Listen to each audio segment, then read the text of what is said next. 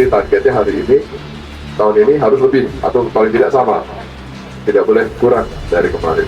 Itu ada surveinya. Nah, keberhasilannya bukan keberhasilan Polri saja, tapi seluruh stakeholder.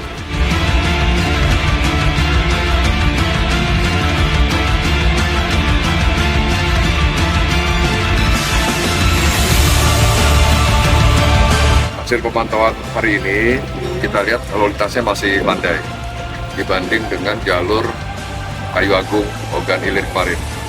Kalau di Kayu Agung Ogan Ilir kemarin kita menerima informasi ada kenaikan 50% lebih banyak. Biasanya satu hari itu 8.000 kendaraan, kemarin bisa mencapai 12.000. Diperkirakan nanti menjelang H-1 Hari Raya Idul Fitri itu akan meningkat sampai 237% sampai di angka 19.000 kendaraan.